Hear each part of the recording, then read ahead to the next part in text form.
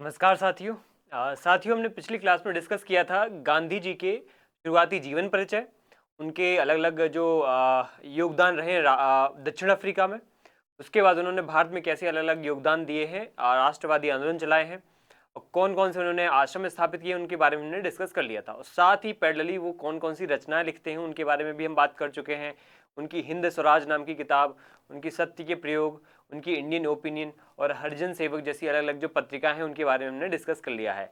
आज की हमारी जो क्लास होगी वो होगी गांधी जी पर प्रभाव के बारे में। साथियों, आपको एक एक चीज के बारे में, एक एक फैक्ट्स के बारे में आपको पता होना चाहिए, क्योंकि असिस्टेंट प्रोफेसर एग्जाम क्या होता है, फैक्ट पे घूमता रहता है। इसमें ज़्यादातर जो चीज़ें होती हैं वो फैक्चुअल बेसिस पे आपसे क्या है, स्टेटमेंट बेसिस पे पूछ लेंगे। फैक्चुअल बेसिस पे ये आपको कहीं ना कहीं यहाँ कथन दे देंगे या उसमें तथ्यात्मक चीज़ें पूछेंगे। तो आपको ज़्यादातर चीज़ों में जो रहना है वो तथ्यों पे ही रहना है। अब उसमें हम कॉन्सेप्ट क्या है हम समझाएंगे उसको, तो उसको आपको अंडरस्टैंड करना है, लेकिन तथ्यों की जानकारी आपको याद रहनी चाहिए। और मुझे सबसे उम्मीद है कि यहाँ पे आप लोग ऑलरेडी कहीं ना कहीं तथ्यात्मक रूप से अवेयर तो हो गए, लेकिन कॉन्सेप्ट से भी अवेयर हो गए। तो हम कोशिश करेंगे कि आपको कुछ अलग से डिफरेंट बातें बताएं। समझिए, सबसे पहले तो आपको ये पता होना चाहिए कि व्यक्तिगत गांधी जी पर जो है व्यक्तिगत रूप से हमारे बहुत सारे प्रभाव देखने को मिलते हैं। कौन कौन से प्रभाव देखने को मिलते हैं व्यक्तिगत और पारिवारिक स्तर पे हम देखेंगे। सबसे पहले तो गांधी जी जो है उनके ऊपर सबसे मुख्य रूप से हमें व्यक्तिगत प्रभाव और पारिवारिक प्रभाव सबसे प्रभावी तौर पे और सबसे शुरुआती तौर पे देखने को मिलते हैं। सबसे पहला प्रभाव जो उनके ऊपर पड़ता है वो पड़ता है माता पुतलीबाई का। ठीक है, माता पुतलीबाई का प्रभाव पड़ता है। ठीक है, तो माता पुतलीबाई का प्रभाव पड़ता है। कैसे पड़ता है माता पुतलीबाई का? क्योंकि ये एक बहुत ही ज्यादा धार्मिक आस्थावान महिला थी। तो आस्थावान महिला होने की वजह से जो भी पूजा पाठ का प्रभाव है, ठीक है, पूजा पाठ है, उसके बाद यहाँ पे हम बात करें तो गीता ज्ञान है, इन सब का उनको बहुत बखूबी से माता पुतलीबाई के माध्यम से क्या है, एक जो एक यज्ञ हवन पूजा पाठ आस्था भगवान के प्रति, वो सब का सब उनको माता पुतलीबाई से सीखने को मिलता है। उसके बाद जो अगला नाम आता है वो अगला नाम हमारा क्या हो जाएगा? अगला नाम हमारा हो जाएगा उनके पिताजी। ठीक है, पिता करमचंद गांधी जी। तो पिता करमचंद गांधी जी जो है वो किस तरीके से यहाँ पे प्रभावित करते हैं? वो प्रभावित करेंगे गांधी जी को प्रभावित करेंगे उनको कर्मठता की तरफ ले जाने में। ठीक है, अपने उद्देश्यों को पूरा करने में, उद्देश्य परक बनाने में। उनको उद्देश्य परक जो शिक्षा है या उद्देश्य परक जो उनका एक प्रकार से अप्रोच है या दृष्टिकोण है, ये कहीं ना कहीं उन्होंने पिता से सीखा था अपने। तो उद्देश्य परक होना, उद्देश्य परक होना। ठीक है, चलिए थोड़ा सा ये एनोटेशन का सॉफ्टवेयर है तो इसमें राइटिंग मेरी बहुत ही ऊटपटांग बनती है, वो उसमें कहीं ना कहीं ये सॉफ्टवेयर ऐसा है, इस वजह से आप इसको इग्नोर करना। आपको मुख्य रूप से बातें समझ में आनी चाहिए। ठीक है, उसके बाद यहाँ पे उनकी जो माँ थी, उनके अलावा धायरंभा, उनका भी प्रभाव पड़ता है। धायरंभा उनकी कहीं ना कहीं घर में एक जो है काम करने वाली एक महिला होती हैं जो घर में अलग अलग तरीकों का काम को संचालित करती है। तो माँ के अलावा जो सबसे ज्यादा प्रभाव पड़ता है धायरंभा का पड़ता है।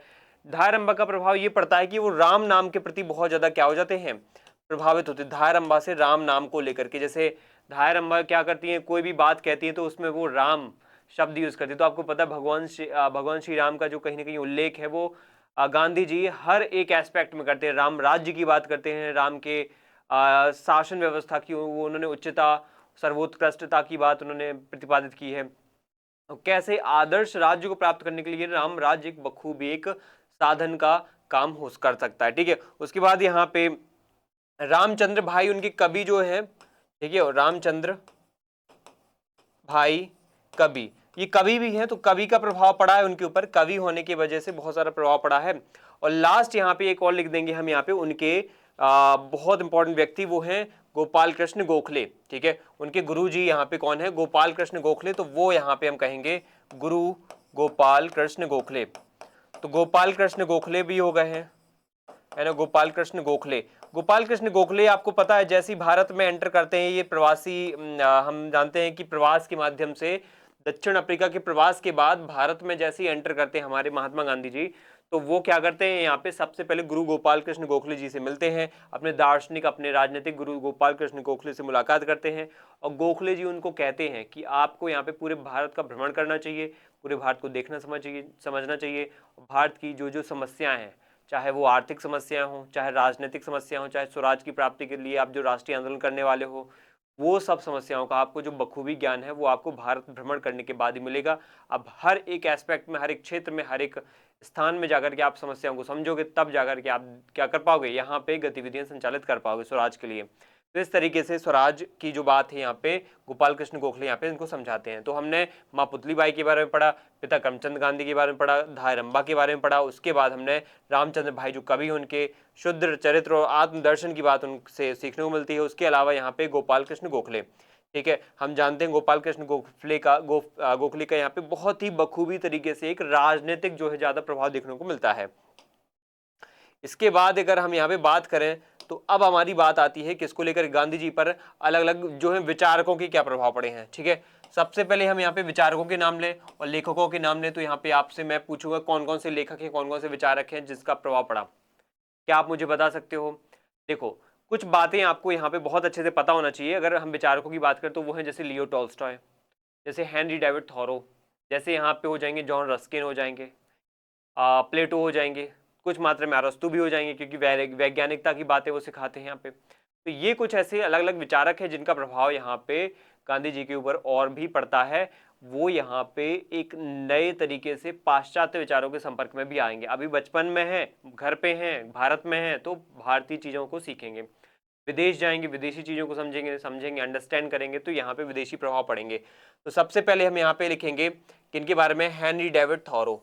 ठीक है, हेनरी डेविड थॉरो जो है वो क्या प्रभाव करें, क्या प्रभाव, सबसे इंपॉर्टेंट बात ये है कि जब हेनरी डेविड थॉरो जो है यहाँ पे गांधी जी कहीं गांधी जी यहाँ पे हेनरी डेविड थॉरो की किताब पढ़ते हैं, कौन सी, on the duty of civil disobedience. Civil disobedience मतलब सविनय अवज्ञा या अवज्ञा करना, किसी चीज को मानने से मना कर देना, तो ये बात है। और यहाँ पे उनकी जो एक किताब हमने पढ़ ली, किताब का नाम है, उसमें जो उन्होंने सविनय अवज्ञा का विचार दिया है, उसमें जो निष्क्रिय प्रतिरोध का विचार दिया है, ये विचार कहीं ना कहीं बहुत ज्यादा काफी गांधी जी की जीवन में बहुत बड़ा टर्निंग पॉइंट, बहुत बड़ा एक गुण साबित होता है।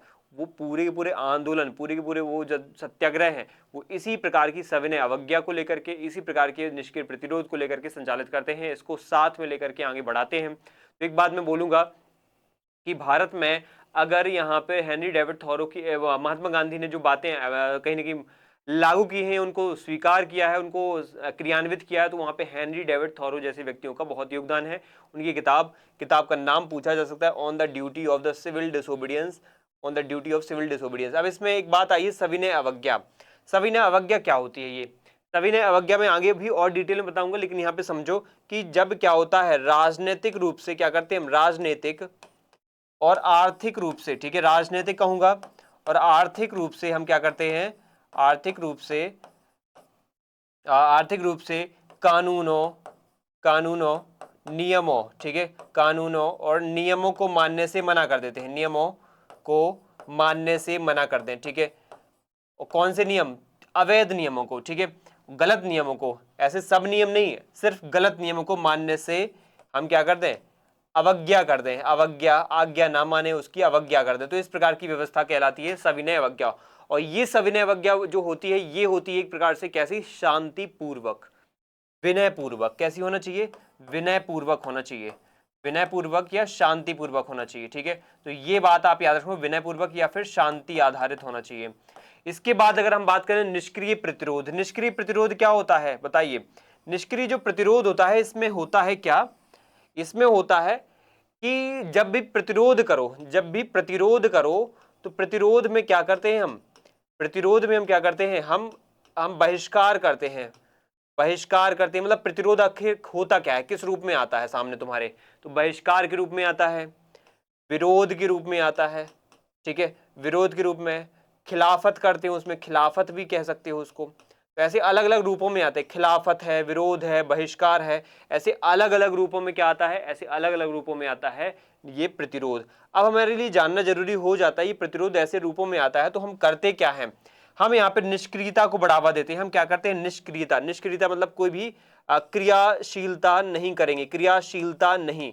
अब बोलोगे क्रियाशीलता नहीं क्या होता है, क्रियाशीलता नहीं मतलब दैनिक जीवन में जो नौकरी वाले काम हैं वो त्याग देंगे। हम अंग्रेजी सरकार की नौकरी नहीं करेंगे, हम अंग्रेजी सरकार के स्कूल कॉलेज में जाने बंद कर देंगे, स्कूल कॉलेज जाना बंद कर देंगे, हम उनकी वस्तुओं का बहिष्कार कर देंगे, हम उनकी वस्तुओं को त्याग देंगे, विरोध करेंगे, छोड़ेंगे, यूज नहीं करेंगे। इस प्रकार की गतिविधियां क्या होती है, उनकी कानूनों को नहीं मानेंगे, उनके कानूनों के द्वारा जो की गई चीजें हैं उनको मानने से मना कर देंगे, उनके द्वारा लगाए गए करों को देने से मना कर देंगे। ये होते हैं निष्क्रिय प्रतिरोध। तो सविनय अवज्ञा और निष्क्रिय प्रतिरोध कहीं ना कहीं थोड़ा थोड़ा साथ में चलती हैं चीजें। ये सब का सब वो थॉरो से सीखते हैं। क्या है थॉरो की किताब का नाम? On the duty of the civil disobedience, on the duty of the civil disobedience. ठीक है, अब आता है दूसरा नाम यहाँ पे जॉन रस्किन का। जॉन रस्किन यहाँ पे क्या बोलते हैं, देखो जॉन रस्किन की बात आप यहाँ पे थोड़ा सा ध्यान देना। ये है जॉन रस्किन, आपको फोटो में यहाँ पे दिख रहे हैं, जॉन रस्किन है और ये थॉरो है। ये थॉरो हो जाएंगे, दिख रहे होंगे, और ये रस्किन है। फोटो देखने से और अच्छे से याद हो जाती हैं चीजें, इनको याद होना। जॉन रस्किन है ये और ये थॉरो है। चलिए अब इसके बाद हमारा जो पॉइंट बनता है वो बनता है किस चीज को लेकर के? रस्किन को लेकर के, कि जॉन रस्किन जो है ये कहाँ के हैं? अच्छा, हेनरी थॉरो जो है, डेविड थॉरो, ये यूएसए के हैं और रस्किन ब्रिटिश है। कौन है? ब्रिटिश है। ये भी आ सकता है एग्जाम में। तो आपको यहाँ पे किताब उनकी पता होना चाहिए, unto this last, unto this last. और यहाँ पे इंपॉर्टेंट बात है कि रस्किन से वो क्या सीखते हैं? तो वो सीखते हैं सर्वोदय, वो सीखते हैं अंत्योदय। सर्वोदय मीन्स सबका उदय, मतलब कोई भी, चाहे ये छोटी चाहे पांचों उंगली है, ठीक है। देखो हमें सबको पता है कि हमारे हाथ में पांचों उंगली है, ये अंगूठा है, ये उंगली है, ठीक है। सभी का आकार कहीं ना कहीं छोटा बड़ा है, लेकिन हमें सबको आगे बढ़ाना है तो हमें सबको यहाँ पे आगे ले जाना पड़ेगा या ऊपर ले जाना पड़ेगा, कहीं ना कहीं पे सब पे महत्व देना पड़ेगा। अगर कोई भी उंगली टूट जाती है तो कहीं ना कहीं दर्द सबको होगा, फिर पूरे हाथ को होगा दर्द। तो वही यहाँ पे है कि सबका होना चाहिए विकास, सबका उत्थान होना चाहिए, सबका यहाँ पे क्या होना चाहिए? अपलिफ्टमेंट होना चाहिए, डेवलपमेंट होना चाहिए। इसके साथ अंत्योदय क्या है? तो अंत्योदय की भी मैं अंतर बताऊंगा प्रॉपर तरीके से आपको, जब राजनीतिक विचार, सामाजिक विचार पढ़ाऊंगा। अभी बस सुन लो, अंत्योदय मतलब जब अंत में कोई पिछड़ चुका है ऑलरेडी, जो हमने सर्वोदय के माध्यम से हम जिनका विकास नहीं कर पाए हैं और बहुत पिछड़ गए हैं, उन पिछड़े हुए लोगों को फिर से वापस से लाना आगे। बात समझना यहाँ पे, अंत्योदय और सर्वोदय में हम एक बेसिक बात यहाँ पे ये रखेंगे कि सर्वोदय मतलब ये होता है कि जहां पे सभी का उदय हो, है ना, सभी का उदय हो, सब बराबर तरीके से आगे बढ़े। लेकिन कभी कभार ऐसा हो जाता है कि यहाँ पे कुछ लोग पिछड़ जाते हैं, और पिछड़ जाते हैं, हम उनका सर्वोदय नहीं कर पाते हैं, हम सबका उदय नहीं कर पाते, तो वो पिछड़ जाते हैं, वो पीछे चले गए हैं, वंचित हो गए हैं। तो उनको उदय करने के लिए हम क्या करेंगे? उनका उदय करने के लिए हम अंत्योदय करेंगे, कि अंत में जो खड़े हैं, अंत में है, जो पिछड़ गए हैं, जो पिछड़े हैं या जो किसी कारणवश पिछड़ गए हैं, उनको हम क्या करेंगे? आगे लाएंगे। फिर आगे ला करके फिर से क्या करेंगे? उनका सर्वोदय करेंगे। तो इस तरीके की बातें जो है यहाँ पे सिखाई जाती हैं रस्किन के माध्यम से। और रस्किन की बात आप यहाँ पे पढ़ोगे तो कहाँ, कौन सी किताब में मिलेगी देखने को? वो मिलेगी unto this last, unto this last या अनटू द लास्ट, ये आपको किताब है। यहाँ पे गांधी जी को शारीरिक श्रम यानी ब्रेड लेबर और सर्वोदय यानी सबका कल्याण, और साथ में गांधी जी का जो यहाँ पे अंत्योदय का विचार है, यहाँ पे गांधी जी ने इस पुस्तक का गुजराती में अंत्योदय नाम से अनुवाद भी किया। पूछ सकता है गांधी जी का जो ये सर्वोदय का विचार है ये किस किताब में मिलता है? तो उन्होंने एक अंत्योदय नाम की किताब लिखी है, गुजराती में अनुवाद उसका किया है, किसका? अनटू दिस लास्ट का ही किया है। और उसमें उन्होंने अंत्योदय की बात, सर्वोदय की बात, इन शारीरिक श्रम की बात की है। और इसमें जो रस्किन के विचार हैं उनको प्रेरित होकर गांधी जी ने कहा कि वकील के कार्य का भी वही महत्व है जो नाई के कार्य का है। ये स्टेटमेंट आपसे एग्जाम में पूछा जा सकता है कि वकील का काम उतना ही इंपॉर्टेंट होता है जितना नाई का काम, और नाई का काम उतना ही इंपॉर्टेंट है जितना वकील का काम।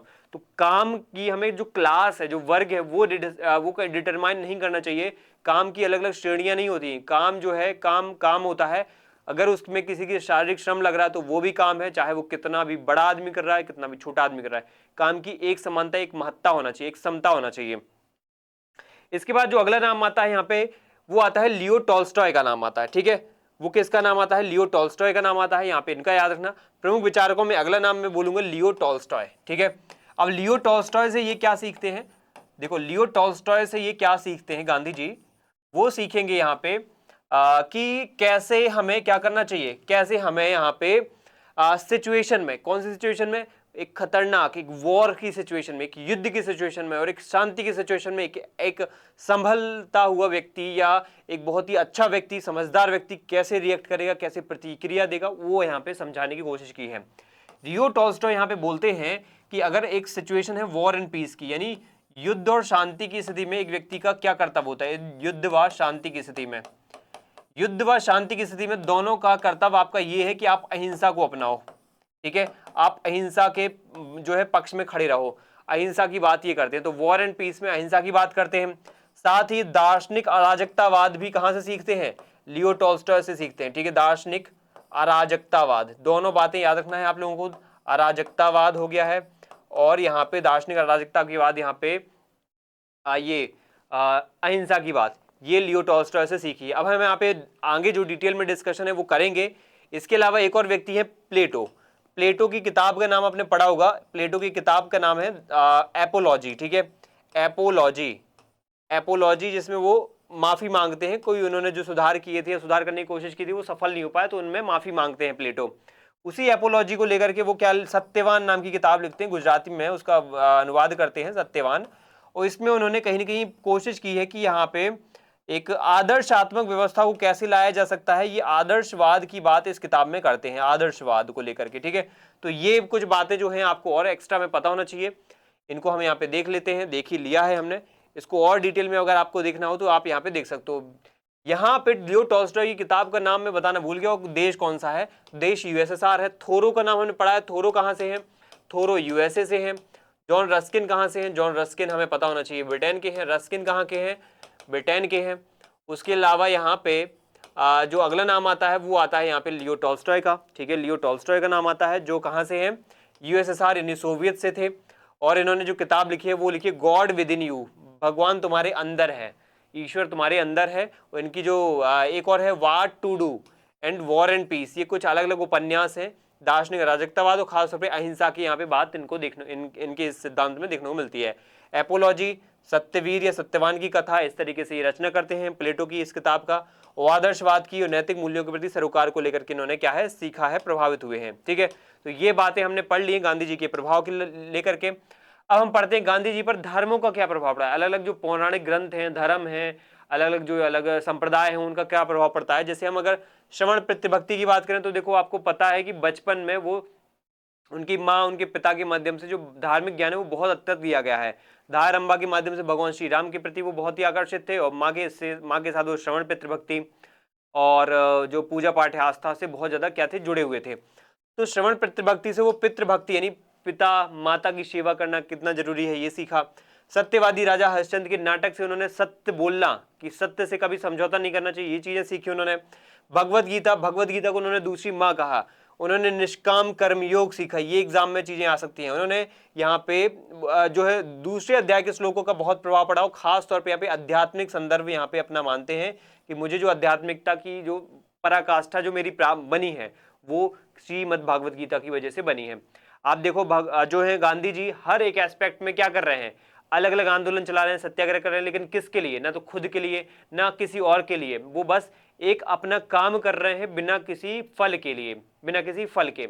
अगर वो कुछ भी कर रहे हो उसमें उनका खुद का स्वार्थ है, कोई परिवार का, कोई अन्य व्यक्ति का, तो यहाँ पे हम कहेंगे काम तरीके से वो क्या है, ये कामिक्षा के साथ या कोई मोह के साथ या कोई लोभ के साथ काम कर रहे हैं। लेकिन ऐसा नहीं है, चाहे दक्षिण अफ्रीका के आंदोलन हो चाहे भारत के आंदोलन हो, हम कहेंगे वो उनके सबके सब आंदोलन क्या है, उनके अलग अलग जो प्रोग्राम है, अलग अलग जो कार्यक्रम है, वो क्या है, निष्काम कर्मयोग का फल है। बाइबल जो है आप लोगों को पता होगा, बाइबल जो है माउंट ऑफ द सरमन, ऐसे कुछ उनके जो अलग अलग चैप्टर्स हैं, अलग अलग जो उसमें कहीं कहीं बातें हैं, उनके माध्यम से वो क्या सीखते हैं, शिखर पर प्रवचन के माध्यम से उन्होंने क्या सीखा, यहाँ पे पाप से घृणा करो पापी से नहीं, ये बात उन्होंने सीखी थी कि पाप जो है ना वो खतरनाक है, उसके व्यक्ति के अंदर आए हुए थॉट खतरनाक है, अगर वो बुरे थॉट हैं, बुरे विचार हैं, उसकी सोच बुरी है यहाँ पे अगर, तो वो बुरी होती है, वो घातक होती है, वो यहाँ पे इंसान के लिए ज्यादा डरावनी है। वो व्यक्ति डरावना नहीं होता है, वो व्यक्ति घातक नहीं होता है, वो पापी व्यक्ति बुरा नहीं है, क्योंकि वो यहाँ पे क्यों हो गया है, वो वजह बुरी है यहाँ पे।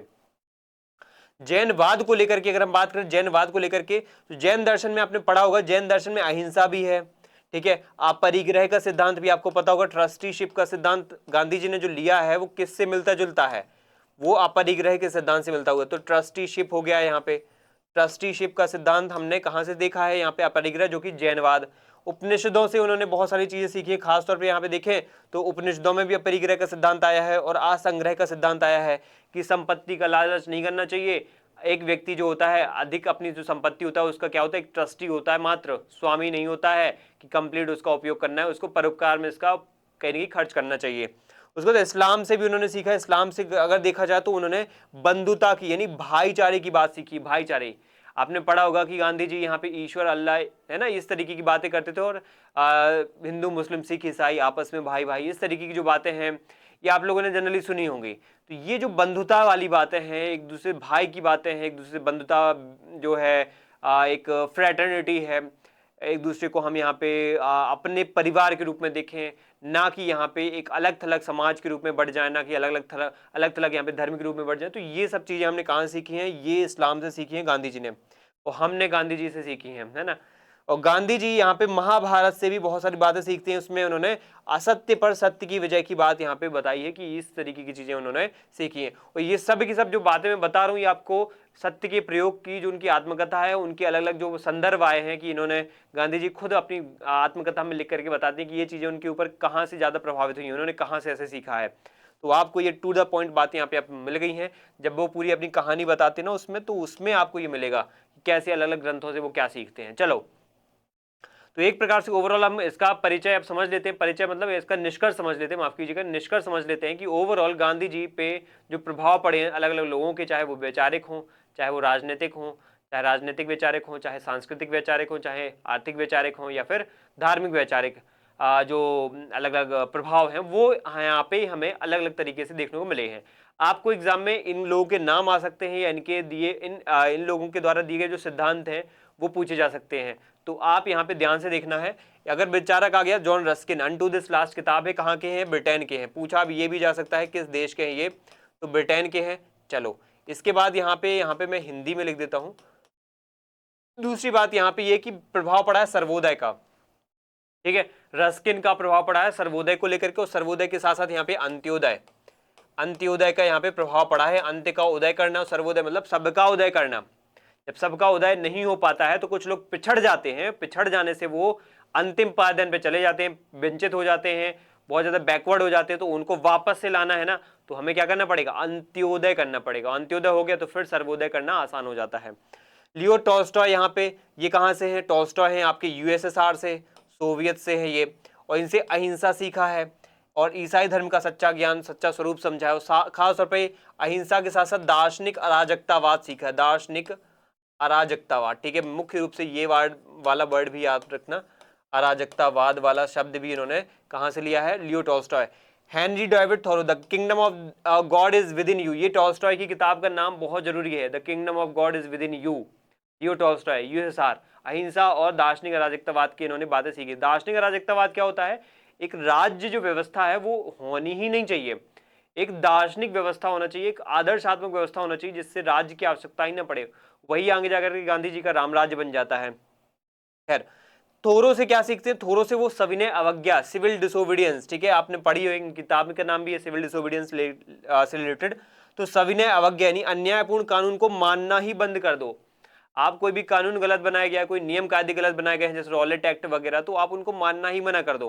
कोई कर ऐसे लगाए गए हैं, नमक कर लगाए गए हैं, तो नमक कर को मानने से ही मना कर दो, अवज्ञा करो उनकी, और शांतिपूर्ण ढंग से करो, विनय के साथ करो, सविनय के साथ, शांतिपूर्ण तरीके से। तो ये होगा सविनय अवज्ञा। ऐसा हमें कहीं उपद्रव की अवस्था में नहीं जाना है। श्रीमद् भागवत गीता से निष्काम कर्मयोग, अनासक्त योग की फल की इच्छा नहीं करना चाहिए, बिना कर्म करना चाहिए, बिना फल की इच्छा किए कर्म करना चाहिए। स्थित प्रज्ञता भी इन्होंने सीखा, ये स्थित प्रज्ञता भी आप लोग यहाँ पे लिख सकते हो, ऐड कर सकते हो अपने नोट्स में।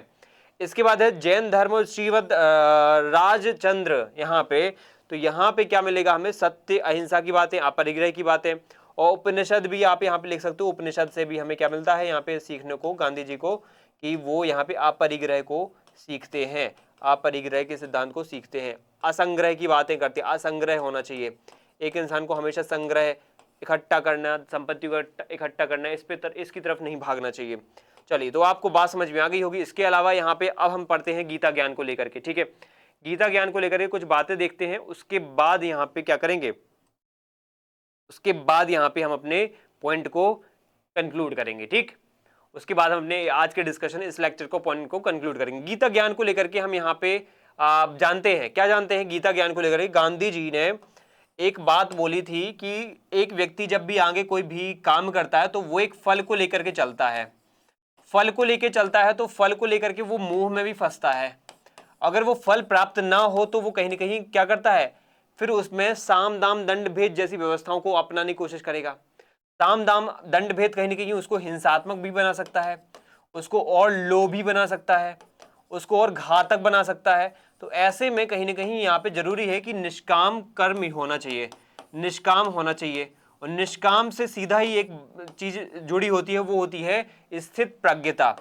स्थित प्रज्ञता क्या होती है? स्थित प्रज्ञता, स्थित प्रज्ञता मतलब क्या होता है? स्थित प्रज्ञता मतलब ये होता है कि एक व्यक्ति अगर कुछ भी कर रहा है तो उसमें वो किसी भी एंगल से, किसी भी आयाम से, किसी भी रूप से, किसी भी क्षेत्र से वो 1% भी यहाँ पे 0.01% भी यहाँ पे ये ना रखे कि उससे जो वो काम कर रहा है उसके कुछ मिलेगा। और यहाँ भी ये भी वो दिमाग में ये ना रखे कि इसका परिणाम उसको नकारात्मक मिलेगा या सकारात्मक मिलेगा। वो बस करे उस काम को, और इतना बैलेंस हो जाए, इतना संतुलित हो जाए, इतना मध्यम मार्गी हो जाए, ना इस साइड जाए वो ना इस साइड जाए, मतलब ना अच्छी की तरफ ज्यादा ना बुरे की तरफ, कि उसको सब अच्छा मिलेगा या बुरा मिलेगा। उसको इस बात का नॉलेज ही नहीं होना चाहिए, उसको इस बात का फिक्र ही नहीं होना चाहिए। उसको बस अपने कर्म, अपने लक्ष्य के प्रति केंद्रित होना चाहिए। ये स्थित प्रज्ञता एक व्यक्ति के जीवन में आना जरूरी है, गांधी जी यही बोलते हैं। और यही कहीं ना कहीं आगे जाकर के इस प्रकार से गांधी जी के जीवन पर बहुत बड़ा प्रभाव डालती है। चलिए, ठीक है।